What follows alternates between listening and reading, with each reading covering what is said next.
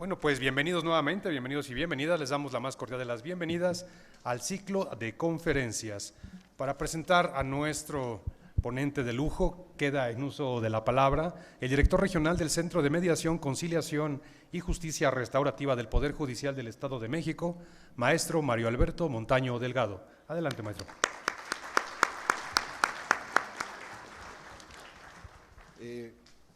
Saludarlos, decirles que me siento muy honrado de abrir esta suerte de reflexiones, esta serie de dinámicas que, bueno, esperemos que sea un diálogo enriquecedor porque gira alrededor de una gran necesidad que México tiene, que es de hablar y de dialogar acerca de la paz. En este sentido, para mí también es un honor presentar a nuestro primer ponente, Pedro Salvador Ale, que es autor de más de 30 libros de poesía, de los cuales mencionamos algunos títulos: De biografías, monstruos y pájaros migratorios, de 1987, El alucinante viaje del afilador de cuchillos, de 1986, Navegaciones, de 1991, Los reinos del relámpago, una antología poética, de 1973 a 2003, Puentes, del 2006, Volar, deber volar, 2010, Antología esencial, 1973 a 2013, Nada que perder, 2014, Libertad condicional, 1975 a 1985, en 2015, Deslumbramientos de travesía, del año 2016, Tanto mar en la memoria, del 2017, Estudio de obra y trayectoria realizado por Francisco Trejo, En la casa de mi madre, es otra de las obras del año 2019. También ha escrito libros de enseñanza de los valores a través de la literatura, en la serie que comprende El sentido ético de la vida, tomos del 1 al 7, y El camino de la sabiduría, lecturas para sentir lo que se vive y pensar lo que se siente, tomos del 1 al 7. Asimismo dirige la colección Los valores de la lectura, que consta de 28 libros que se utilizan en distintas escuelas pertenecientes a las redes UNESCO. Es autor del libro Conversaciones sobre ética, publicado por la Comisión de Derechos Humanos del Estado de México en el año 2010. Ha obtenido numerosos premios y reconocimientos, entre los que mencionamos solo algunos: Premio Provincial de Poesía Bohemia y Figura, Córdoba, Argentina, en 1976. Premio Estatal de Poesía Acambay de Letras, Estado de México, México, en 1980. Premio Estatal de Poesía Joaquín Arcadio Pagaza, en 1983, Estado de México. El Premio Nacional de Poesía Joven de México, Elías Nandino, 1985, Estado de Jalisco, en México. El Premio Nacional de Poesía Clemente López Trujillo, de 1986, en Estado de Yucatán. El Premio Iberoamericano de Poesía Carlos Pellicer, 1991, para obra publicada en Tabasco, México. Ha sido participante activo en diferentes programas culturales, conferencias, recitales, programas de radio, etcétera, tanto en México como en otros países: Argentina, España, Chile, Perú, etcétera. Ha fungido como jurado en numerosos certámenes estatales, nacionales e internacionales, como el Premio Iberoamericano Carlos Pellicer y el Premio Internacional Gilberto Owen. Su obra literaria ha sido motivo de estudios en América Latina y en los Estados Unidos. Actualmente es director de la revista Norte Sur y de la editorial del mismo nombre. Les pido que recibamos a nuestro expositor con un fuerte aplauso y demos paso a la conferencia. Muchas gracias, maestro. Muchas gracias. Bueno, es un gusto, un honor estar acá para hablar de humanismo, de literatura, un poco de filosofía. No vayan a pensar que les voy a hablar de la historia universal, sino realmente de algunos aspectos trascendentes que tenemos que tomar en cuenta en este momento. Si vamos a hablar del humanismo y de la cultura, tenemos que tomar en cuenta que la historia del humanismo y la cultura es la historia de la persecución del humanismo y de la cultura. En la época de Pericles, que se supone que es la época de la perfecta democracia, como ustedes saben, había esclavos y había maltratos también a las mujeres y a los extranjeros.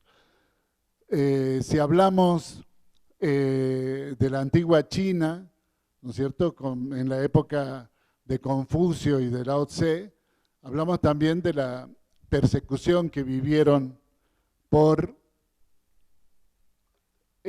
sostener una visión del mundo donde el ser humano tenía que ordenarse a sí mismo, alcanzar una armonía interior, lo que es la virtud, los valores, el justo medio, como lo planteaban, y también fueron objetos de persecución. Tenemos el caso claro de Confucio, que tenía cientos o miles de discípulos que fueron perseguidos, y no conociéramos nada de Confucio hoy si no hubiese sido porque esos discípulos se aprendieron de memoria las obras de Confucio.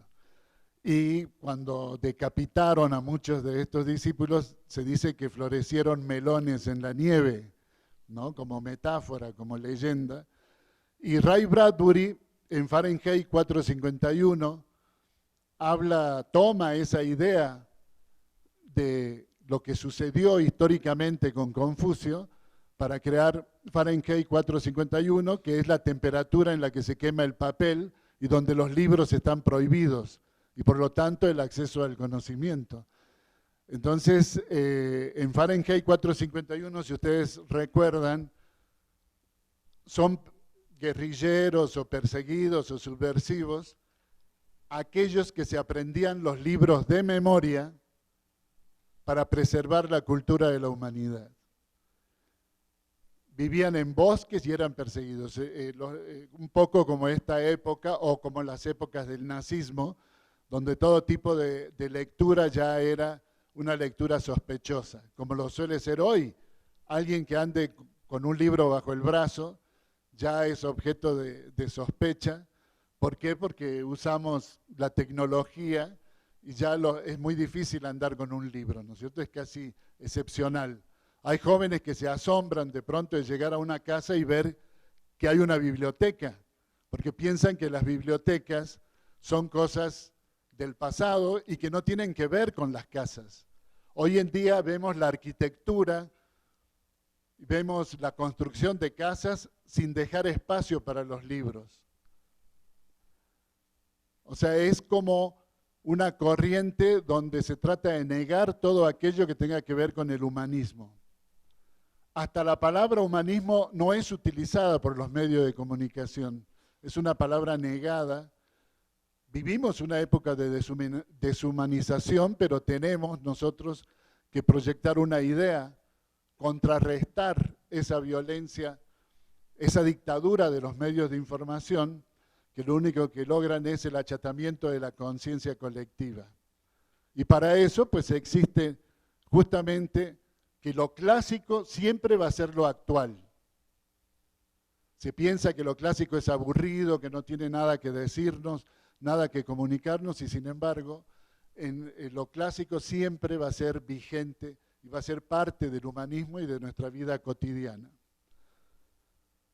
Tenemos también la persecución medieval del conocimiento, ¿no es cierto? Tenemos simplemente para ver algunos personajes como Santa Teresa o San Juan, que también vivieron parte de la represión a través de la Inquisición. También tenemos a Sor Juana, que fue orillada realmente posteriormente al suicidio, prácticamente, por la represión de la Inquisición y por no querer que destacara una mujer en una sociedad totalmente patriarcal y machista.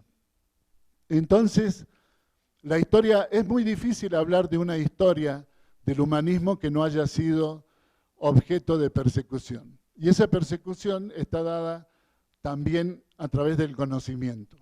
Cuando digo que nosotros vivimos una época de dictadura de la información, hablo que la información que nosotros vivimos hoy es el nivel más bajo de conocimiento humano.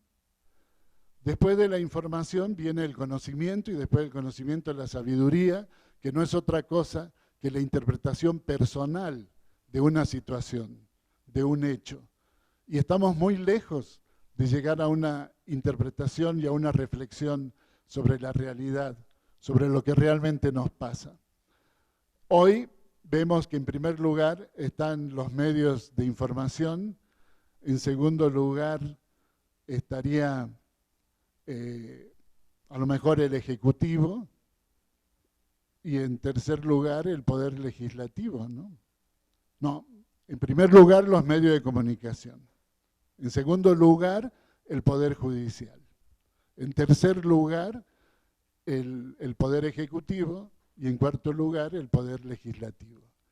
Así es como se está manejando hoy nuestras sociedades a nivel mundial, lamentablemente, sin espacio para la reflexión y para el pensamiento.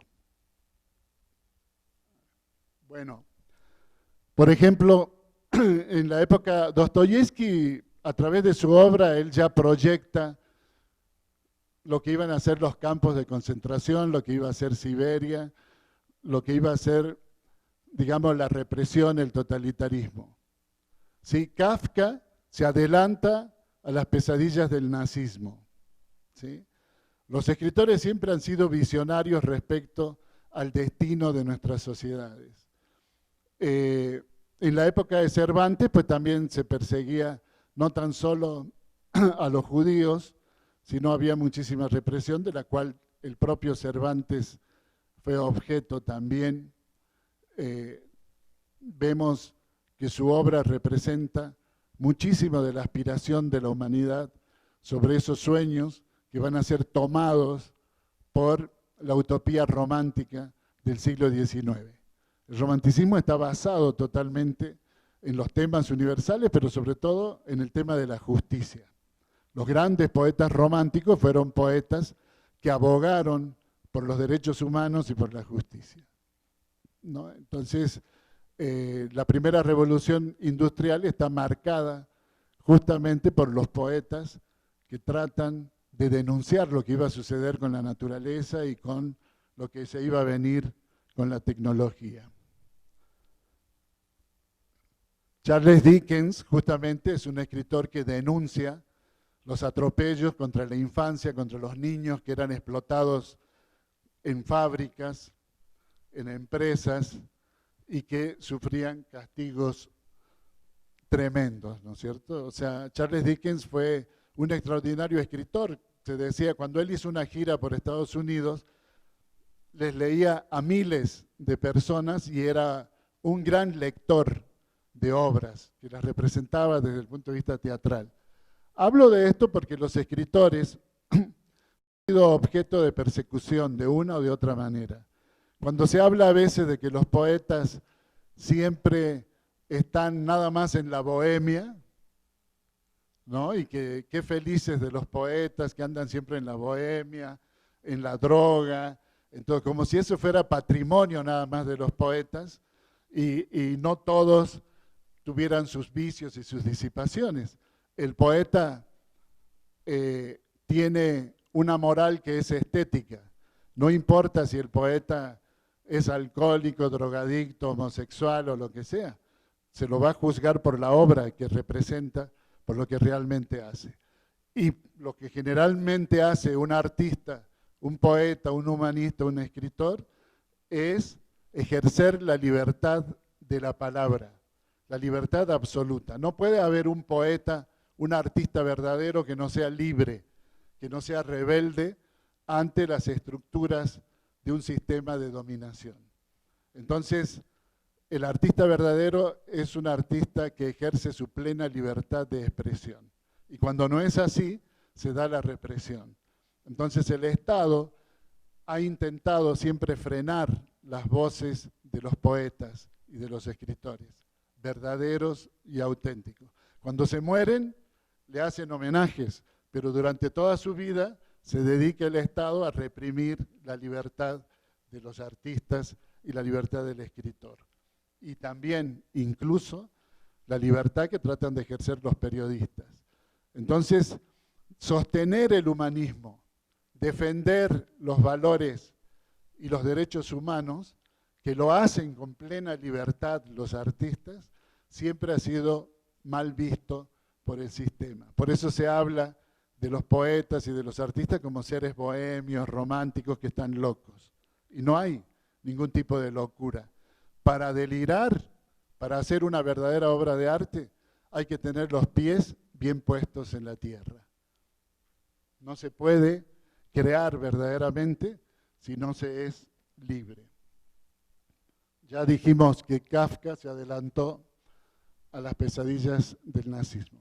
Bueno, por ejemplo, hablamos de toda la obra de la generación del 27 en España, que fueron exiliados, perseguidos, cuando no asesinados, como en el caso de García Lorca, que justamente se cumplió un aniversario, digamos, entre comillas, digamos, de su asesinato, ¿no?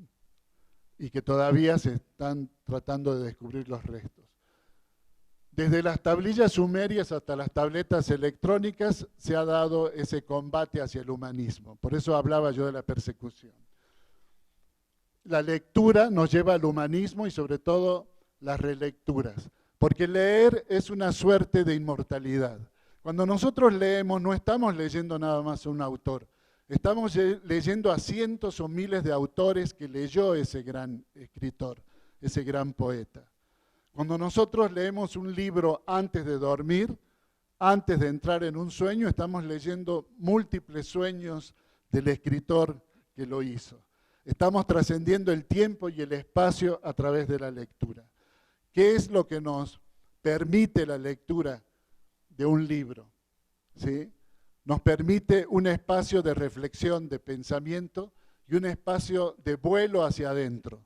Nosotros cuando leemos caminamos y volamos hacia adentro de nosotros mismos y empezamos a tener una visión del mundo distinta donde podemos cuestionar la realidad. El sistema no puede frenar el espacio que existe entre un lector y un libro. Por eso cada libro leer un libro es un acto de rebeldía, es un acto de subversión, porque no se puede controlar lo que esa persona está sintiendo, está pensando y cómo le está siendo infiel incluso a otros escritores, ¿no es cierto? Entonces, siempre ha habido el intento de silenciar la lectura y de matar las palabras. Silenciar la lectura significa, como lo dije hace rato, una ignorancia organizada, significa un achatamiento de la conciencia, significa dejarse llevar por esa opresión mediocre de una sociedad que niega el pensamiento intelectual, que niega las lecturas, tomando una pose de que no son necesarias en esta época, en esta gran época de las tecnologías que estamos incluso utilizando en este momento. Entonces, ante eso, el libro es un arca de Noé en nuestra época. Es el arca de salvación del espíritu de la humanidad, el libro. Nosotros podemos navegar al pasado, viajar al futuro a través de la lectura y sobre todo cuestionar. La historia de la inteligencia humana, de la cultura y del pensamiento y del arte más elevado es la historia de la persecución de la inteligencia, del pensamiento y del arte. Pero en este terreno, muchos que están alejados de la poesía, que es la cenicienta de los géneros literarios, pero que es aquel género o aquella magia que puede trastocar nuestro inconsciente y darnos una visión real de lo que es nuestra propia condición humana, ¿no es cierto? La poesía es el lenguaje más elevado que ha alcanzado la humanidad en cualquier idioma.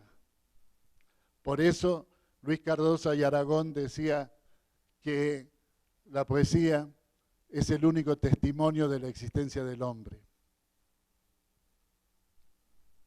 porque es la proyección del espíritu. Ahora, cuando hablamos de poesía no hablamos nada más del género escrito de la poesía, estamos hablando de la poiesis que existe en las artes plásticas, en la música, en todas las expresiones del gran arte.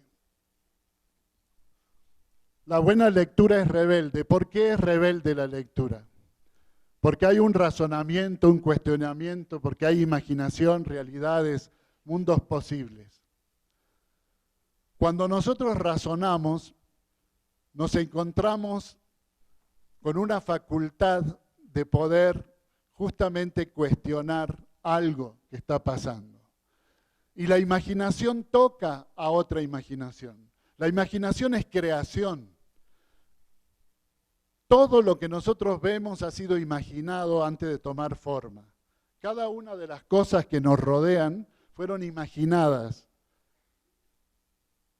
Y es un gran acto de magia, porque imaginación es imago, es magia. Y la magia significa producir efectos con elementos de la realidad. Entonces, cuando nosotros leemos, somos tocados por la imaginación del autor y esa imaginación se proyecta a través nuestro en otras imaginaciones. Pero esa imaginación no es estar flotando, es una imaginación que justamente nos va a llevar a relacionar, como decía William Blake, ¿no? Es decir, nadie puede tocar una flor sin mover una estrella. Nos está diciendo justamente que todo tiene que ver con todo. Y eso tiene que ver con el conocimiento individual. La buena lectura nos lleva a la rebeldía, porque siempre vamos a oponer nuestro pensamiento, ¿no es cierto?, de manera dialogada con otro interlocutor. El diálogo, que es algo que se ha perdido hoy en día, mucho del diálogo, que es el intercambio del ser a través de la palabra. Eso es el diálogo. Intercambio del ser a través de la palabra. El darse, el dar el ser a través de la palabra. Donde yo estoy comunicando ahí sí algo, una idea, una manera de ver el mundo, un pensamiento, y tengo una respuesta de la misma tesitura. Una respuesta elevada también en ese sentido. Eso es un diálogo verdadero. Hoy en día se carece de palabras. Vemos, no es que los individuos, ¿no? Es decir, el lenguaje ahí está, pero la gente utiliza 20, 30 palabras diarias, ¿no? Realmente, si nosotros queremos expresar en esta época de decadencia humanista realmente lo que somos, lo que sentimos y lo que pensamos, tenemos que enriquecer nuestro lenguaje. Y enriquecer nuestro lenguaje significa leer. Ahora, nosotros somos seres lectores. Todo ser humano nace casi metido en los huesos la lectura. Nosotros leemos los gestos de las personas, leemos los rostros, leemos la tristeza, la alegría de la gente, las emociones. Lee un arquitecto, lee un terreno para hacer un trazo, se leen las constelaciones, se lee el mar, los pescadores leen el mar, leemos las nubes, leemos el curso de los ríos, leemos las estaciones. El ser humano permanentemente está haciendo una lectura de la realidad. No es nada más el libro. El ser humano lleva implícito como un sexto sentido el hecho de leer. Entonces, hoy vivimos una ignorancia universal, una decadencia. El libro es el arca. Bueno, no sé qué pasó aquí.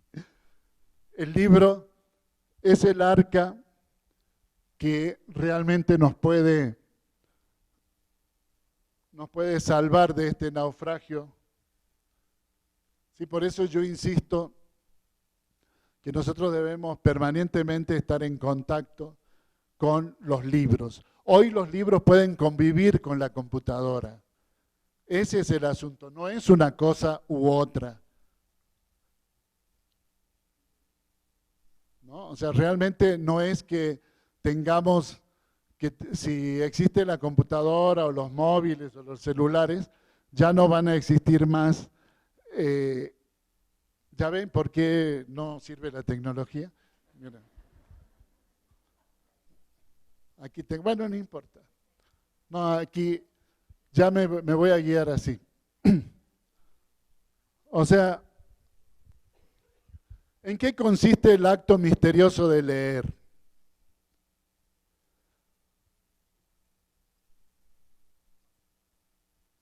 El acto misterioso de leer es que yo me voy a enfrentar a mí mismo.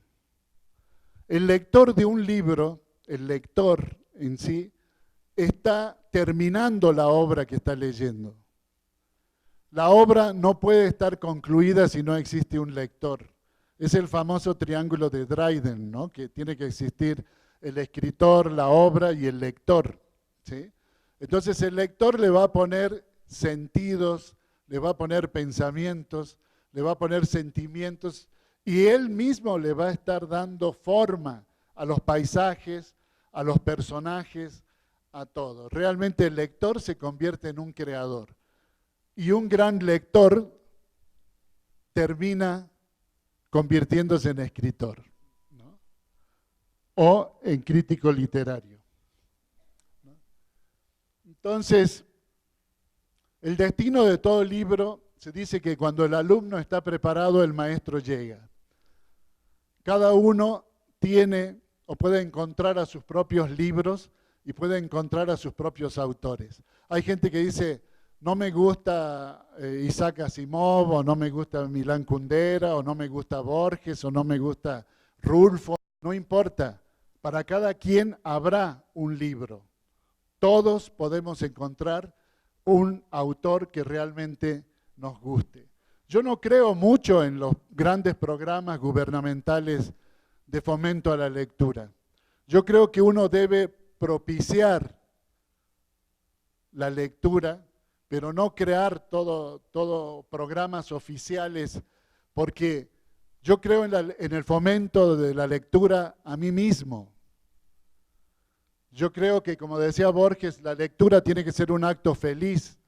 Leer significa encontrar la felicidad en los libros. Ahora esa felicidad, ¿no es cierto?, tiene que ver con conocernos a nosotros mismos. Cada lectura es un espejo de nuestra propia condición humana. ¿Por qué Shakespeare es considerado uno de los más grandes poetas de la historia de la humanidad? Porque ahondó en las pasiones, en el sufrimiento, en el dolor, en la violencia que ejercemos como seres humanos. Y Shakespeare está considerado el más grande plagiador de la historia de la humanidad. Shakespeare plagió a los grandes clásicos y una de las obras más famosas que ustedes conocen, Romeo y Julieta, bueno, es un plagio de un cuento del Decameron de Boccaccio, ¿no? Nada más que está llevado de otra manera. Por eso se dice, cuando en literatura existe un plagio, debe haber un plagio pero con asesinato. Es decir, que la obra anterior desaparezca, ¿no es cierto? Que la obra anterior ya no exista. Y toda la historia de la literatura universal es un gran plagio. Ahí tenemos Homero bueno, se le atribuye a Homero, supongamos, Homero, autor de la Ilíada y de la Odisea.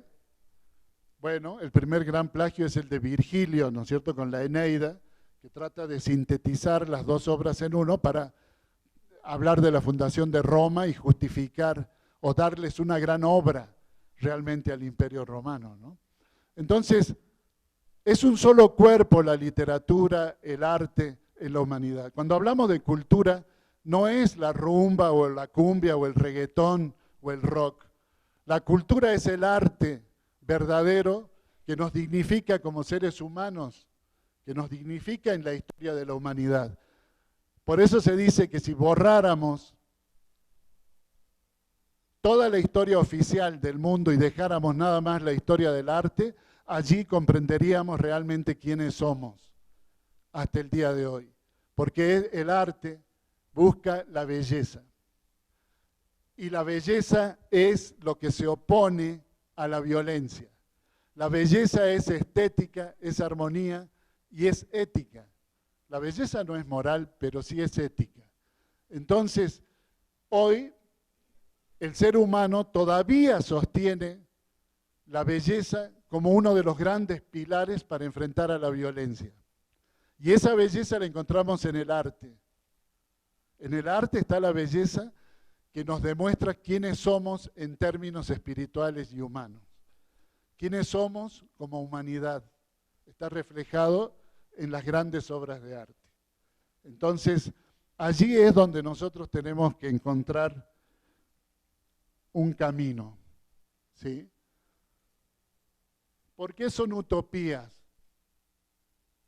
Bueno, no sé, ¿por qué son utopías? Lo que estoy haciendo yo en este momento es una utopía, ¿no?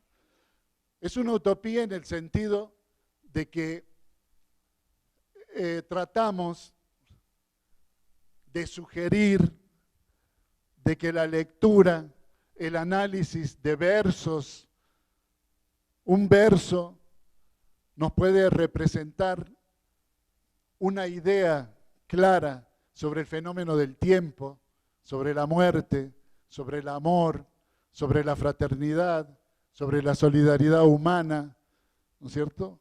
Un cuento nos puede representar justamente la propia comunidad donde se vive, ¿sí? Realmente en la literatura está lo que somos nosotros como humanidad. La ciencia nos habla de que para que realmente los dos hemisferios funcionen, tenemos que ejercitar la lectura. Es lo más actual. Para que los dos hemisferios funcionen realmente y se potencialice, la lectura incide para darnos una visión total de lo que somos como humanos, ¿no es cierto? Para estar completos, para ya no ser tan bipolares, por ejemplo, ¿no es cierto? ¿No?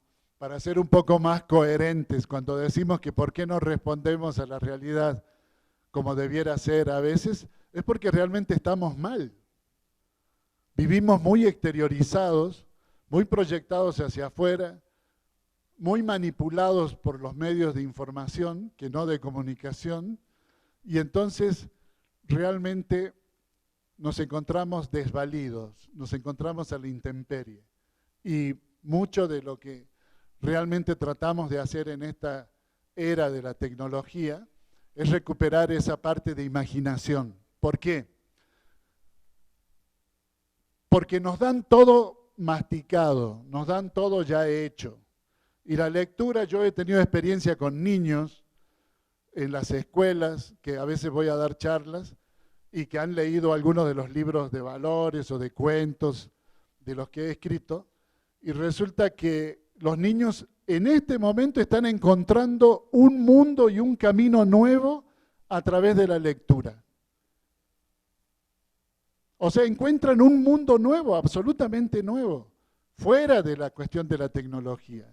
Encuentran el libro como un túnel de imaginación, un túnel del tiempo donde van a regresar o van a conocer el pasado, el futuro y el presente, pero desde otra perspectiva. Lo encuentran como un instrumento absolutamente nuevo. Aquí el asunto es cómo los maestros pueden trabajar con los niños para hacer ese puente de transmitirles verdaderamente un análisis bien detallado, vivencial, existencial, sobre el mensaje que está diciendo ese cuento, ese poema, esa fábula, ¿sí? Porque hoy en día se escriben fábulas contemporáneas. Hay textos maravillosos de minificción, cortos, que pueden hacer reflexionar. Hoy que se habla de los libros electrónicos y todo, y que hay que dejar de lado la lectura, yo quiero decirles que hay una gran diferencia, que cuando uno está en la pantalla no está leyendo. Todos utilizamos las pantallas, pero no leemos en las pantallas. Porque la lectura crea un espacio de reflexión, la lectura de un libro.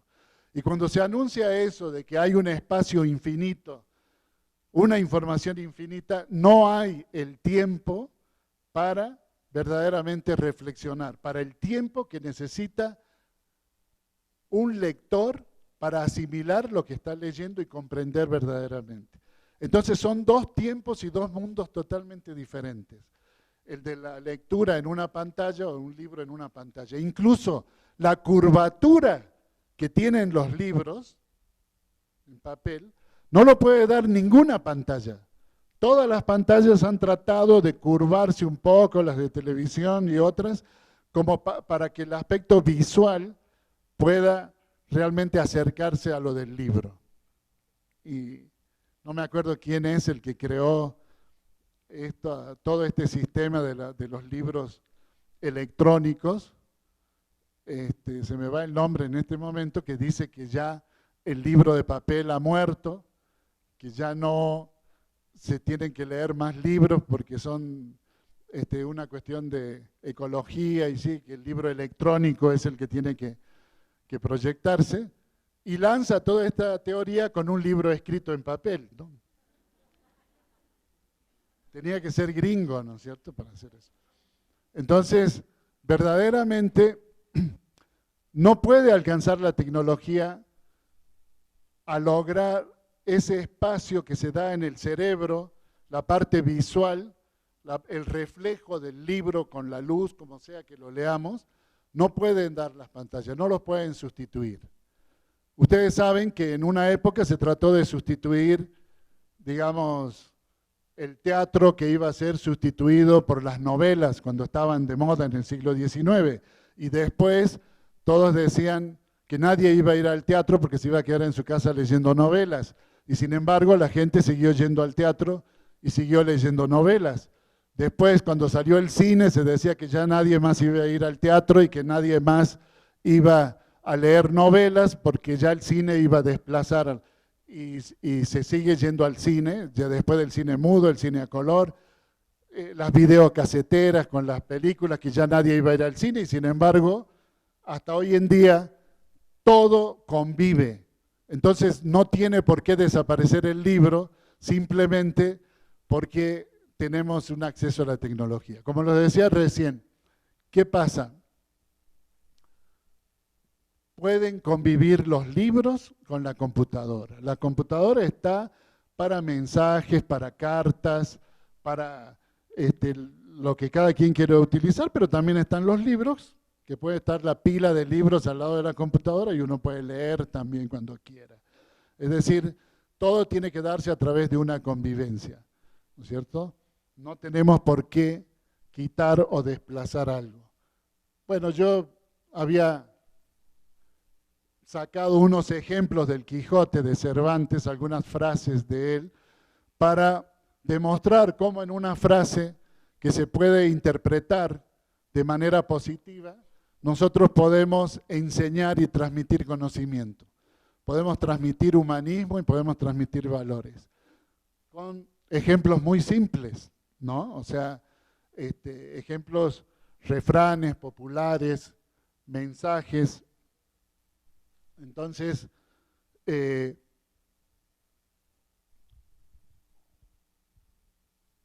un poeta argentino, Raúl González Tuñón, cuando habla en un poema que dice, el poeta murió al amanecer, y el poema describe todo lo que el poeta hereda a sus amigos, ¿no? A fulano le dejo un libro de Ronsard, a otro uno de Verlaine, a otro, y ese pobre poeta va desprendiéndose de lo poco que tenía porque ya se iba a morir. Y entonces en un verso final dice Tuñón, y para el poeta la muerte fue su último asombro. ¿Qué es lo que nos está diciendo eso? Que estar vivo, que es lo que nos enseñan los poetas, nos enseñan a estar vivos. Estar vivo significa asombrarse todo el tiempo. Estar deslumbrado por la existencia, deslumbrado por la vida, deslumbrado por la belleza de vivir, por la armonía, por el sol, por la claridad. Entonces, el asombro, también decían, asombrarse es la luz de Dios que pasa y hace sombra, también decían. Y claro, podemos aprender muchísimo de los poetas. Un poeta bucólico, Teócrito, época de la antigua Grecia, que era un poeta bucólico, decía, díganme si este verso no podría ser un verso contemporáneo actual. Teócrito decía, no hay eros sin dineros. Lord Byron, en el siglo XIX, decía, la persona que mejor se viste, más rápido se desviste. Entonces, nosotros a través de los poetas y de los escritores, lo que vamos a hacer es conocer realmente nuestra propia condición humana, nuestras pasiones, nuestros deseos, nuestros sentimientos sucios, nuestros sentimientos luminosos, todo está dado a través de la palabra. Y la palabra es un ser vivo. La palabra es un ser energético.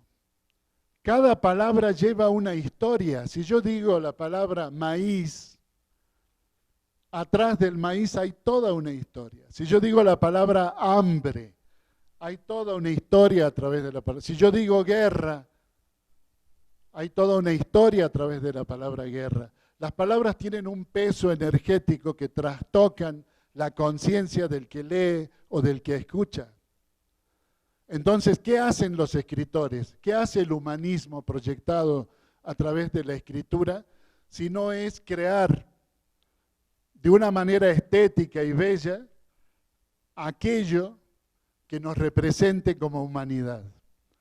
Como lo digo, con las pasiones más oscuras o lo más deslumbrantes. Realmente el lenguaje es un lenguaje plástico, energético, es casi un objeto material. Un cuento es casi un objeto material, lo podríamos decir así, un poema también, porque las palabras son energía y son plásticas y buscan, ¿saben qué buscan? Ordenar el mundo, pero ordenar el mundo desde el punto de vista de la belleza, ordenar el caos.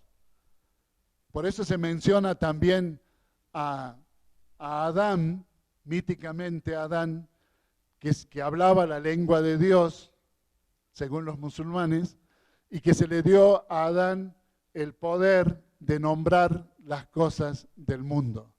Pero cuando le decía eso, que se le dio el poder de nombrar las cosas del mundo, la palabra tenía el hecho de nombrar algo, era nombrar la esencia de la cosa. Si yo decía caballo, era la esencia del caballo lo que estoy nombrando. Si yo digo demonio, estoy nombrando la esencia del demonio. Por eso era la palabra como un poder, la palabra como una energía. Entonces a Adán se le dio, como si fuese el primer poeta, el hecho de nombrar el mundo de otra manera. Pero nombrarlo ¿para qué? Para ordenarlo. Pero ordenarlo bajo un sentido de armonía, de belleza, bajo un sentido estético. Entonces se dice que todos los poetas somos ángeles caídos, expulsados del paraíso, y que en castigo se nos hizo que teníamos que crear permanentemente para honrar a Dios y a la creación. Que ese era el castigo, el rayo celeste en la frente, como decía Darío, ¿no es cierto? Ese rayo celeste es tu castigo por haber desobedecido las leyes de Dios, ¿no es cierto? Por eso Lucifer pues también está considerado como el primer subversivo rebelde por no acatar las órdenes de Dios, y dice que un gesto de Lucifer fue fruncir el ceño ante una orden de Dios, ¿no? Frunció el ceño y desde ahí ya se rebeló, ¿no es cierto? Entonces, todos esos son juegos mitológicos que ha creado la humanidad para darnos un mensaje de nuestra propia condición. Es decir, hay un cuento judío que habla de la creación y dice que todo lo que se ha creado, ya se habían creado todo lo que existía de la naturaleza, y llega el hombre y le dice, quiero que me des a mí algún poder aquí en esta creación. Y le dice, pues lo único que te puedo dar es que decirte que el mundo está incompleto. Esta creación todavía no ha concluido. Para que la creación sea completa, tienes que sacar el amor que está dentro de ti y ponerlo en el mundo, para que el mundo quede completo, ¿no es cierto? Para que se logre esa unidad. Y hasta hoy en día estamos buscando de qué manera completamos el mundo. Muy bien, me dicen que tenemos 5 minutos, 10 para preguntas. Sí.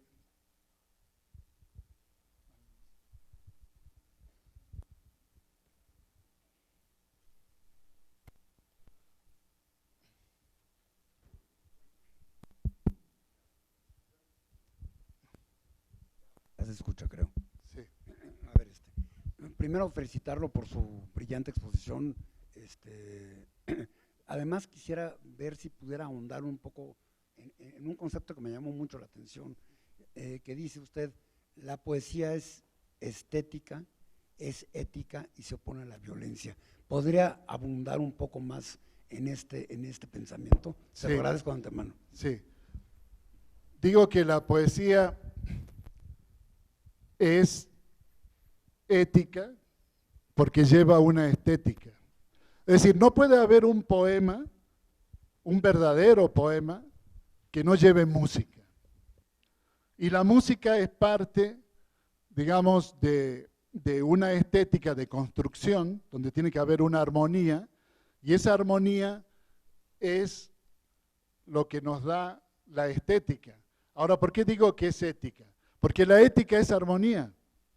No sé, lo antiestético es romper los límites. Lo antiético es también romper la armonía y romper la estética. Por eso hay una relación profunda entre estética, ética y arte. Pero no es moral. El arte nunca va a ser moral, ¿sí? La moral del arte es estética, si tuviéramos que llamarlo así, desde el punto de vista exterior. Entonces es ética, es estética, es armonía, y en el fondo es una verdad profunda de lo que aspiramos, porque la belleza es lo que se opone justamente a la violencia, a la guerra, a la decadencia de esta época, ¿sí? Siempre la belleza se ha opuesto a la guerra, a la violencia y a la desarmonía. Si lo vemos de la manera más simple y más sencilla, ha sido así. O sea, realmente ha sido el humanismo proyectado a través de la belleza. La belleza que busca armonía, que busca un sentido ético de la vida, que busca justamente la no violencia, que busca la paz y que busca un alto sentido de unidad. Porque el arte lo que nos muestra y nos demuestra es que hay una unidad de belleza, una unidad estética, aunque pueda haber un Guernica de Picasso, un Crimen y Castigo de Dostoyevsky, a través de una gran estética y de una gran belleza, están transformando el dolor, el sufrimiento, en una música, en un rumor de belleza y en un símbolo, ¿no es cierto? Eso es lo que se nos queda a nosotros.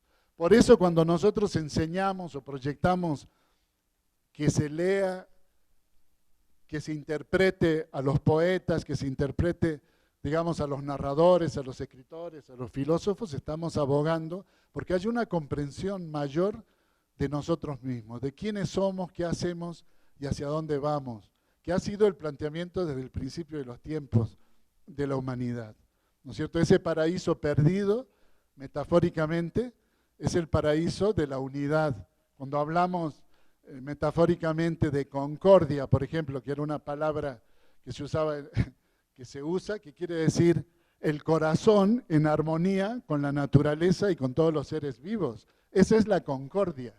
Concordia significa eso, ¿sí? O sea, significa estar en una misma sintonía, en una misma armonía, en una misma resonancia. Y esas son las palabras que realmente nos redimen. Muchos hablan, digamos, de dignidad. La palabra humilde, por ejemplo, significa el que se conoce a sí mismo. Y no es el pobre o el desarrapado, los humildes. Y el que se conoce a sí mismo es el que puede tener una estatura digna, ¿no? Entonces todo esto sale del conocimiento de las palabras, del conocimiento del lenguaje. Muy bien, no sé si quedó. No sé, otra pregunta. ¿Alguna otra pregunta? A favor de alzar la mano. Ok.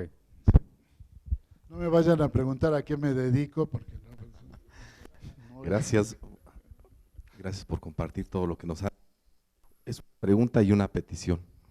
Escuché que no creen los programas de lectura, es decir, es un acto más individual, pero también leía que en el estado de Michoacán se importaron programas de Medellín, Colombia, de librerías y programas de lectura para tratar de erradicar la violencia. ¿Qué podríamos hacer en nuestra realidad, México, para algo semejante? Y la petición es que nos comparta un poco de su poesía. Gracias. Bueno. No sé si me podés traer el libro de Volar. Hay un poema sobre la justicia ahí que les quiero leer. Volar de verde, volar, que está ahí. Es que hay un poema sobre la justicia ahí que viene muy ad hoc con esto.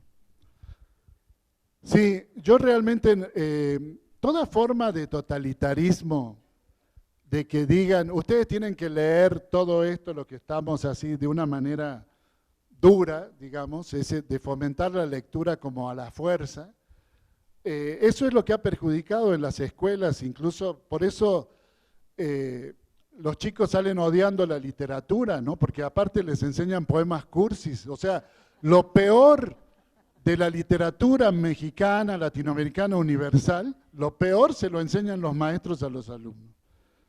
Y todavía se siguen con los programas de concursos de declamación, y declaman poemas del siglo XIX. No, poemas antiguos puede ser, pero que tengan que ver con la realidad, ¿no? No con un sentimentalismo tardío, ¿no? Entonces, ese es el problema. El problema es que nos enfrentamos a que no se sabe escoger los textos, y en ese sentido es en que yo no creo mucho en esos programas, ¿no? Pero bueno, todo lo que sea acercar libros, como los que están para frenar la violencia, ¿Por qué será que cuando uno busca los poemas no los encuentra?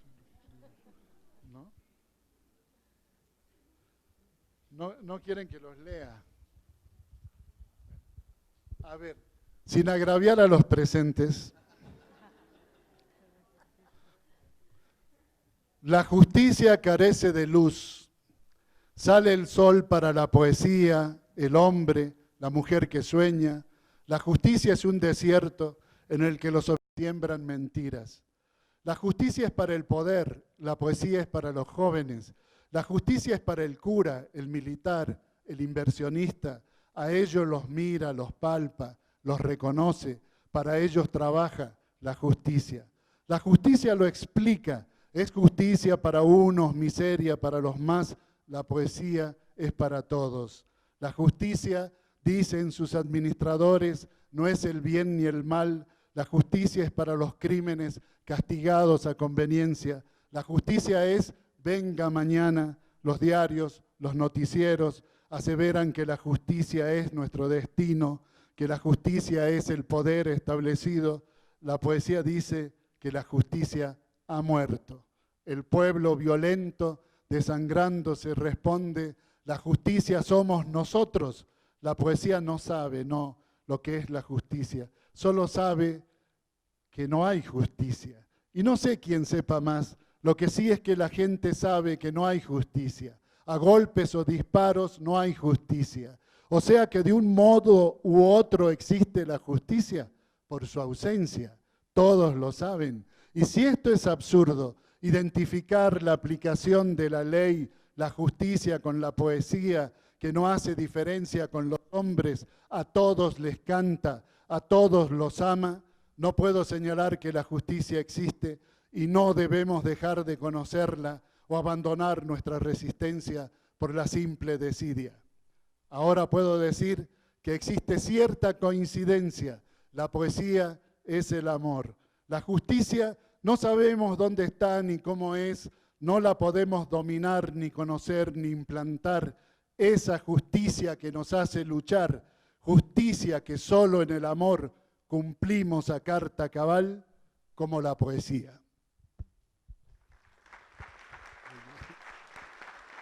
Muy bien.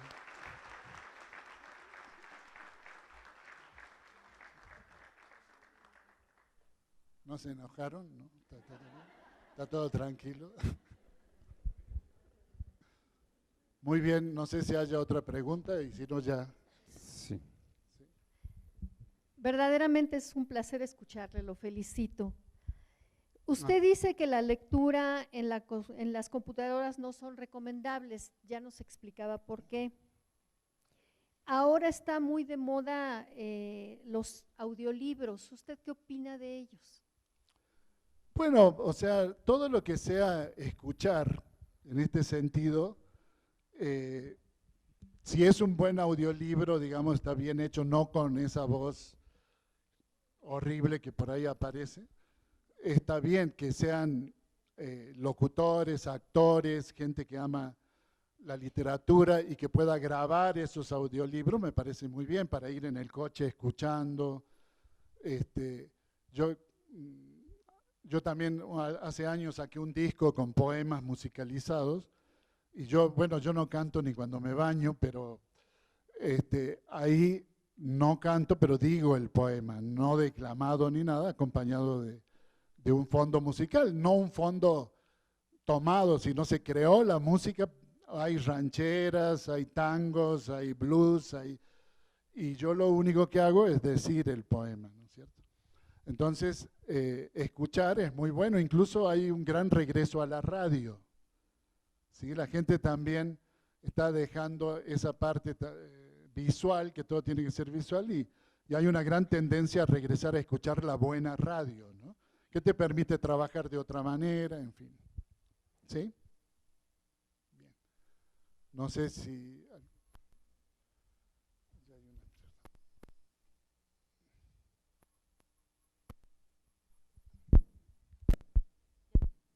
Gracias, buenos días, tardes. Con referencia a una frase que mencionó de que la lectura y las relecturas llevan al humanismo, bueno, yo me parece una idea a reflexionar, porque si las lecturas, como mencionaba, una opinión de la persona por ahí enfrente, ¿qué pasa con esas lecturas que incitan a la violencia o que tienen una ideología de por medio? Hay varias. Por eso yo me pregunto entonces, ¿cómo se pueden escoger las lecturas si al final hay lecturas que pueden incitarnos y si no hay una reflexión de por medio o no hay un ejercicio de reflexión y de análisis de la misma lectura? Claro, sí, o sea, leer y ser un hombre culto o una mujer culta no significa que sea una buena persona. Tenemos que partir de eso, que no hay ningún tipo de seguridad, ¿no? Todo depende en términos individuales. O sea, la lectura es acumulativa. Cada libro que vas leyendo es como crear un edificio de conocimiento. Y por supuesto que violencia hay desde la Ilíada, de la Odisea, o sea, la violencia es parte de la literatura, pero es parte de la descripción de nuestra propia condición. Pero cuando se conoce la violencia también así, hay una reflexión sobre eso y se puede tomar otro tipo de actitudes, porque me está reflejando a mí. Ahora, depende de cada quien, ¿sí? O sea, yo siento que hay muy malos libros y que esos malos libros son muy fáciles de que gente que no tiene un nivel cimentado de buenas lecturas los lee, pero alguien que está formado, que debería ser la misión y la función de la educación en las escuelas, todo, de crear un criterio en los niños, en los jóvenes, un criterio personal para poder cuestionar los libros que se le proponen. Pero si no está formado, bien formado, por supuesto que se va a ir con lo comercial, con lo light, con lo superfluo, que está también cargado de violencia, ¿no? O sea, aquí hay una gran diferencia. Un verdadero escritor no va a hacer una crónica de los que allá hacen los periódicos o que hace la televisión. Porque, por ejemplo, se ponen de moda la novela de los narcos, ¿no? Que están de moda y que se leen. Cómo viven, qué hacen y todo. Entonces, ese tipo no me está aportando a mí nada porque las noticias me lo dicen o porque o sea, realmente no hay un mensaje profundo que a mí me diga algo, que sea trascendente. Entonces, un lector se convierte en un ser exigente, y no te estoy diciendo que se lean 8.000 libros en su vida o 3.000. Tener un criterio, una guía de libros, por eso mi sugerencia final de todo esto, a la que no pude llegar nunca, era que se tienen que crear talleres que contrarresten en diversas instituciones, donde sea, para jóvenes, para niños, talleres donde se les explique y se pueda desentrañar los mensajes de grandes obras, para ir creando un criterio personal, estético, que pueda rechazar aquello que sea malo. Porque hay una sobreabundancia de mediocridad. Vivimos una época donde novelistas no leen novelas, donde pintores pintan y no saben la obra de los grandes pintores. Poetas que no leen poesía y no saben cómo se construye. No. Todo se quiere rápido. O sea, por eso se dice, aprenda guitarra en 500 años, sea poeta en 1000 años, ¿no es cierto? O sea, no se puede todo rápido. Entonces, por el facilismo, por la falta de conocimiento literario, estético y todo, se van hacia lo más fácil, hacia la violencia que puede representar un libro, que ya me lo dicen los medios y que no me está aportando a mí nada. Pero entonces se trata de crear un criterio a través de los maestros, de los guías de talleres, promover eso, lo están haciendo en Francia, en muchos lados. Hay un regreso al dictado y a la escritura de memoria, a la escritura con lápiz o pluma. Hay un regreso a eso, ¿por qué? Porque hay un mecanismo del cerebro, de la atención. Nosotros podemos creer y darle la razón en un momento dado a Sócrates cuando discutía con Platón y le decía que Sócrates que no se tenía que escribir nada, aunque se dice que Sócrates no sabía escribir, pero él no creía en la palabra escrita porque decía que era para flojos, que no iban a retener con la memoria el mensaje que se estaba dando. Y si analizamos un poco, somos flojos. No ejercitamos la memoria, no tenemos esa capacidad. Hemos dejado de hacer funcionar el cerebro ya hace mucho tiempo. Estamos cosificados por la época que vivimos. Entonces la lectura y saber crear, cimentar y crear una serie de valores estéticos va a hacer que sepas lo que es una buena obra. Y si es violenta, por supuesto, no tiene por qué, digamos, alterar tu conducta, ¿no? Para eso, para ejercer y manipular a través de la violencia, pues están los noticieros, están los periódicos, están las series que se pasan por televisión, que esas sí fomentan la violencia y la decadencia, y lo único que hacen es mostrar un reflejo de lo hundido que estamos como sociedad. No sé si te respondí. Sí. Bueno, buenas tardes. Quisiera extenderle mi agradecimiento y mi opinión, porque, bueno, quiero declararme, yo soy admiradora de sus obras y las he tenido oportunidad de leerlas en diferentes etapas, y ahora quiero extenderle mi agradecimiento porque me ha dado un panorama diferente con este camino que nos hizo de autores y de personajes importantes, literarios y tanto escritores como personajes de la historia de la humanidad. Me ha hecho darme cuenta que la justicia restaurativa en esencia es el sentido ético de la vida y que, bueno, esa es su finalidad o esencia principal. Y con eso me ha dado un panorama diferente y una forma más fácil de comprender lo que puede llegar a ser la justicia restaurativa en algún punto, tanto en este país como de manera cotidiana. Muchas gracias. Gracias. Muy bien. Ya. Bien, pues les damos un fuerte aplauso al maestro. Enseñanza de mi escuela judicial, poder judicial mexicano.